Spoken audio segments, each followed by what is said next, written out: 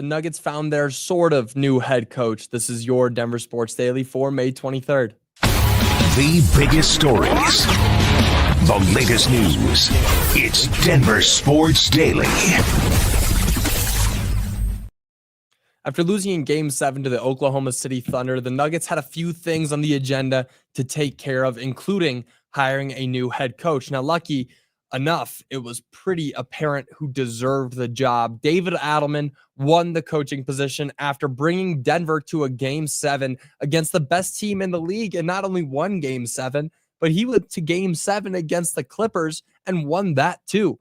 Now, Adelman took over with only 3 games remaining in the season, and he finished strong, winning all 3 of those games, then winning a Game 7 in round 1 against the Clippers, and then putting up a great fight against the Thunder. And no matter what you say about how that Game 7 ended up turning out with a 30-point blowout for the Thunder, winning and moving on to the Western Conference Finals, it is apparent that David Adelman deserved this job. There's no arguing it. He did. He deserved it. He put in the work.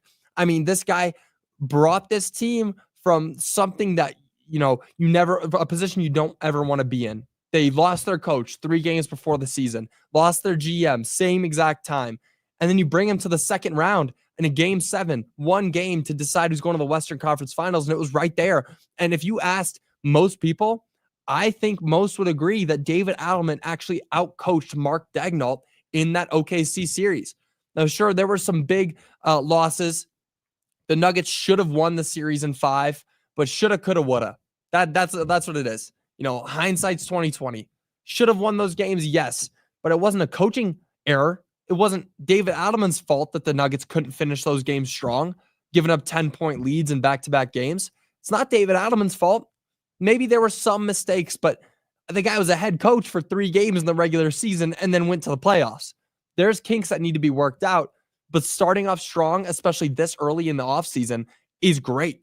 Now, Adelman has been with the Nuggets staff since 2017 and has a coaching bloodline. He's the son of Hall of Famer Rick Adelman, making him the perfect candidate to take over this team. There's nobody else that I'd want.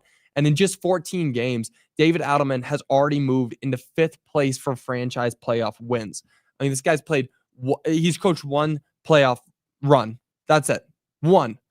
And he already is already 5th place for franchise playoff wins. He's won in a Game 7, lost in another Game 7, sure. But hey, if you're going to Game 7s against teams when you've been a head coach for 3 regular season games, that you've got my vote. Now, some other good news came from this in the form of an Instagram post. Former Nugget Bruce Brown posted the signing announcement on his Instagram just after he posted a picture of himself wearing an Avalanche cap. Now, Brown is a free agent this offseason, and it's believed to be that he will return to the Mile High City next season. I'm rooting for it. Bruce Brown coming back to the Nuggets. I mean, come on. What more can you ask for? I've actually been working with the trade machine a lot. There's an NBA trade machine online. And if you just go in there and start working on some stuff, there's a lot of good options that the Nuggets have. Now, there are limited options. I mean, the Nuggets' money isn't all there, but what you will most likely see if they do anything like I've been working with, you could see a Michael Porter Jr. leaving. You could see Bruce Brown coming in. You could see a trade with the Golden State Warriors. I was working with a trade up for Buddy Hield. That kind of thing, I'm a fan of. I mean, Buddy Hield is a great 3-point shooter. If you can get him, get Bruce Brown in free agency, this team could be back to the promised land. Now, the Nuggets still need to hire a GM, but this is a great start to the offseason, and Adelman more than proved that he deserved the coaching spot, and this will give the team a boost of confidence as they head deeper into the offseason. You know who your coach is this early. That's the thing. You know who your coach is moving forward, and that's important.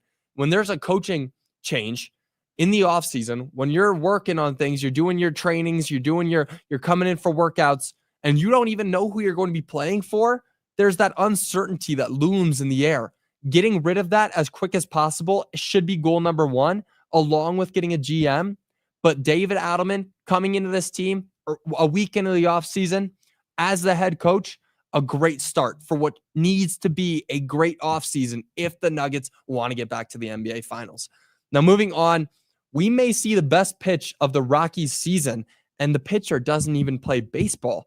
The Rockies pitching situation is in the gutter right now. And while he won't actually be able to help the Rockies, Bo Nix will be taking the mound tonight against the Yankees. Now, Bo's been active in the offseason, attending both Nuggets and Avalanche playoff games. And now, unfortunately, he's stopping by Coors Field to throw the ceremonial first pitch. Now, if you remember, the last time a Broncos QB threw the first pitch was Russell Wilson back in 2022 for the home opener. It's good to know that the QB pitching tonight has already left a good stamp on Denver. Not coming in, one of the highest paid QBs in the league. You're signing him to an extension when he hasn't even taken a snap yet. Now he's going to pitch a Rockies game. You know, Russell Wilson, let's ride. Not happening here. Bo Nix is throwing that pitch, and you know it's going to be like 99 right down the gutter. That's what I'm expecting from Bo Nix. Now, the Rockies are, of course, having one of the worst seasons in MLB history, posting a ridiculous record of 8-40. So it's not ridiculous to believe that Bo may actually have the best pitching performance of the season. Now, tonight's game will start at 6:40 p.m. So if you're going you want to see Bo, make sure you get there a bit earlier so you can see that first pitch. I mean, what can we talk about with the Rockies? It's 8:40. Bo Nix taking them out is actually the best news that the Rockies have had all season. I mean, left and right, they're losing every single game. They're getting sued by a fan who got hit in the face. They fired their head coach or their manager. What else is there?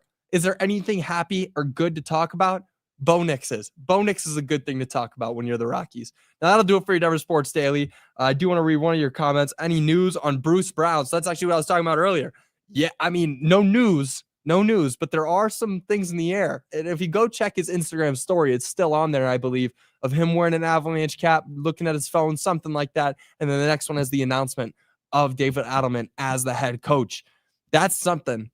I mean, that's definitely something. And Adelman and Bruce Brown, of course, worked together when Bruce was on this team during that 2023 championship run. And Bruce Brown, I mean, that's the guy. Get him back on this team. You know, you remember just a few years ago when there was a parade being held in the middle of Denver and Michael Malone takes the stage and he's like, Bruce, he's not going anywhere. He's staying here. Hell nah. Why didn't we stand on that? Why didn't we sign him again? Come on, man. So if Bruce comes back, hey, that's great news. That's something that I can get behind in the offseason. You sign Bruce Brown, you get a true shooter back on this team, somebody who can cut to the basket and help Nikola Jokic actually make plays.